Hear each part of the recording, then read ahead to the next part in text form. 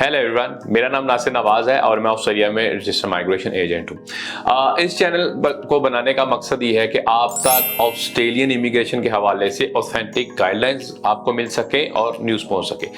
आज मैं बात करूँगा कुछ चेंजेस के हवाले से जो कि बहुत तेज़ी से आ रहे हैं, वो उसका एक हिसाब से एक रिकैप है। और इसी तरह मैं बात करूँगा कि क्या बॉर्डर्स जो हैं वो 15 के बाद खुल जाएंगे, नहीं खुल जाएंगे। बहुत सारे लोग सवाल पूछ रहे हैं, हमने टिकट करवा ली, स्टेट की करवा ली, अब क्या करें। एक तो ये कुछ चेंजेस हैं। सबसे पहले जो उसका चेंज था पार्टनर वीजा के हवाले से, नवंबर में आने वाले थे, वो अभी तक चेंज इंपोज नहीं हुए, तो that's a good news anyway.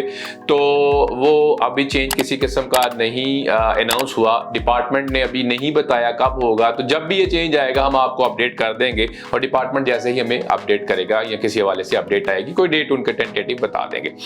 एक बड़ी जबरदस्त न्यूज़ आई, जो लोग जो है 485 वाले वो रह गए ऑफशोर, उनके वीजा एक्सपायर हो गए, तो इस पे भी डिपार्टमेंट ने अनाउंस कर दिया। उन्होंने कहा कि फरवरी 2020 के बाद जिनके वीजा एक्सपायर हुए या कुछ भी हुआ ऑफशोर वो हैं, तो उनको एक रिप्लेसमेंट वीजा मिलेगा। अभी रिप्लेसमेंट वीजा अप्लाई तो नहीं कर पा रहे, लेकिन कब से होगा ये जल्दी, जब जैसे ही सिस्टम के अंदर किसी किस्म की कोई अपडेट आएगी तो हम आपको इस हवाले से बताते रहेंगे। इसके अलावा अनाउंसमेंट आई कि जो मास्टर्स प्रोग्राम करने वाले हैं, मास्टर्स प्रोग्राम जिन्होंने पढ़ा है, master bye course work, research तो पहले ही होता था, उसको 3 साल का 485 मिला करेगा। तो ये जैसे ही अनाउंसमेंट हुई सेम डे लोगों के 3-3 साल के लिए वीजाज आने शुरू हो गए। अब डिसएडवांटेज में वो रहे कि जिनके एक दिन पहले आए या 2 दिन पहले आए, उनको 2 साल का मिला, इनको 3 साल का मिला। अब डिपार्टमेंट इसमें क्या करता है, मुझे नहीं लगता है कि इसके ऊपर बहुत ज्यादा हिलजुल होगी कोई।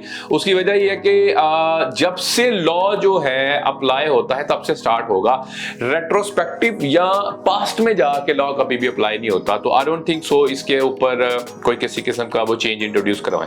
इसी तरह वेट वालों का जो वोकेशनल एजुकेशन ट्रेनिंग है, उनके लिए 2 बड़ी चेंजेस है। एक कि इनको जो कि 485 मिलता था 1.5 ईयर्स के लिए, अब 2 साल का मिला करेगा। दूसरा, अगर आप वोकेशनल एजुकेशन ट्रेनिंग में पढ़ रहे हैं तो आपका बेशक जो ऑक्यूपेशन है वो STSL लिस्ट में है, जो कि शॉर्ट टर्म स्किल लिस्ट है उसमें है, तो आपका फिर भी आप अप्लाई कर सकते हैं 485। ये बड़ा बारीक सा पॉइंट है, कम लोगों को पता होता है, लेकिन इसमें है क्या कि आपको अगर वेट कोर्सेज पढ़ रहे हैं तो आपको ऑक्यूपेशन का डिटरमिन करना होता है। ऑक्यूपेशन डिटरमिन करके ही आप 485 अप्लाई कर सकते हैं, और वो होनी चाहिए मीडियम टू लॉन्ग टर्म में, जो कि बहुत सारे ट्रेड ऑक्यूपेशंस के अंदर होती है। लेट्स से अगर आपने डिप्लोमा इन नर्सिंग किया है, जो कि एनरोल्ड नर्स है, वो तो शॉर्ट टर्म स्किल लिस्ट में था, उस पर आप कभी भी 485 अप्लाई नहीं कर सकते थे। अब ये अनाउंसमेंट हुई है कि 1 जुलाई 2022 से वो कर पाएंगे। Again this is an announcement, अभी उसके ऊपर किसी किस्म का कोई लॉ या सिस्टम अभी अलाउ नहीं कर रहा, तो इस पे आप देखें क्या होता है। अच्छा जी, बॉर्डर्स के हवाले से बहुत सारी changes. New South Wales, Victoria, जैसे आपको पता है ओमिक्रॉन जो है वो नया वेरिएंट आया, इस पे न्यू साउथ वेल्स, विक्टोरिया दोनों ने ये कहा कि हम इसको 0 टारगेट नहीं कर रहे। अच्छा, ये जो दोनों चूंकि बड़ी स्टेट्स हैं जिसमें सिडनी और मेलबर्न आता है, उनमें अगर इन्होंने अनाउंस कर दिया, और गवर्नमेंट्स भी अलग अलग है, फेडरल की गवर्नमेंट है, सॉरी उधर लिबरल की गवर्नमेंट है न्यू साउथ वेल्स में, और लेबर की है विक्टोरिया में, हालांकि फेडरल के अंदर जो है वो लिबरल की है।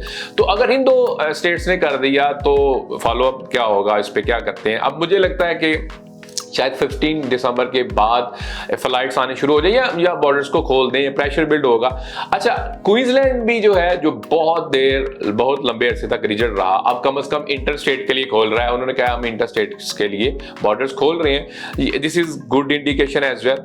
इसी तरह जो है पायलट प्रोग्राम के हवाले से था, 6 तारीख को, जो कि 6 दिसंबर को पायलट प्रोग्राम वाले स्टूडेंट्स आने थे, वो आ चुके हैं। जिस टाइम पे वीडियो बना रहा हूँ उस टाइम तो आ चुके हैं, डिफरेंट मुल्कों से आए हैं, और अगली फ्लाइट जो फोर्टनाइट में आनी है।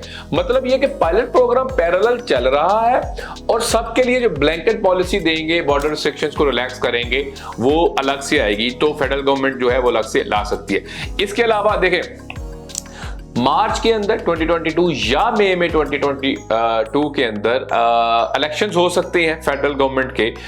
मुसलसल लिबरल जीतती आ रही है, लेकिन देखें क्या होता है। लेबर जो है, जो कि मैं कल ही देख रहा था कि द ऑस्ट्रेलियन न्यूज़पेपर है, उन्होंने पोल किया तो उसमें जो लेबर है वो उसको ज्यादा वोट्स मिल रहे थे या ज्यादा उनके चांसेस जो है वो ज्यादा बन रहे हैं गवर्नमेंट बनाने के, जो कि बड़ी हद तक इमिग्रेंट्स के लिए फेवरेबल हो सकते हैं, बहुत ज्यादा फेवरेबल हो सकते हैं। Let's see what happens next, क्योंकि बहुत लंबे अरसे तक इकोनॉमी को बंद रखा जिससे बहुत सारी इकोनॉमीज डिस्टर्ब, जो सेक्टर्स हैं या फील्ड्स हैं बहुत ज्यादा वो डिस्टर्ब हुए। लेट्स से हॉस्पिटैलिटी सेक्टर है, एजुकेशन सेक्टर है, इसी तरह बहुत सारे सेक्टर काफी ज्यादा डैमेज हुए। तो अब ये ज्यादा लंबा अरसा तक जो है शायद इसको बंद ना रख सकें बॉर्डर्स को। इसी तरह इमीडिएट फैमिली मेंबर्स के अंदर पेरेंट्स को शामिल किया गया, वो अभी भी उसी तरह है, आ सकते हैं। बहुत सारे लोग ये पूछ रहे हैं ट्रैवल एग्जाम्पशन अगर ले ली है तो क्या अभी भी आ सकते हैं उन्होंने, जो कि बॉर्डर्स बंद कर सकते हैं? बिल्कुल, उसका जवाब ये है कि आप बिल्कुल आ सकते हैं। तो ये थोड़ी सी हाईलाइट्स थी, आज थोड़ा सा रिकैप था, आपको इस सब की जो मेमोरी है वो फ्रेश करता चलूं। इसमें नई चीज यही है कि आप देखें अनाउंसमेंट जो है वो कब आती है, मुझे ये लगता है कि 10-12 दिसंबर के आगे पीछे कहीं अनाउंसमेंट कर दें कि कब आती है। लेकिन अगेन टिकट्स अभी से बेशक आप ना करवाएं, एक ओपन बुकिंग आप रख सकते हैं, लेकिन टिकट कंफर्म ना करवाएं। ये ना हो कि थोड़ा सा एक आध हफ्ता फिर ये रिलैक्सेशन में ले जाएं। हमें सपोर्ट करने के लिए, हमारे चैनल को सपोर्ट करने के लिए सब्सक्राइब करें। Thank you.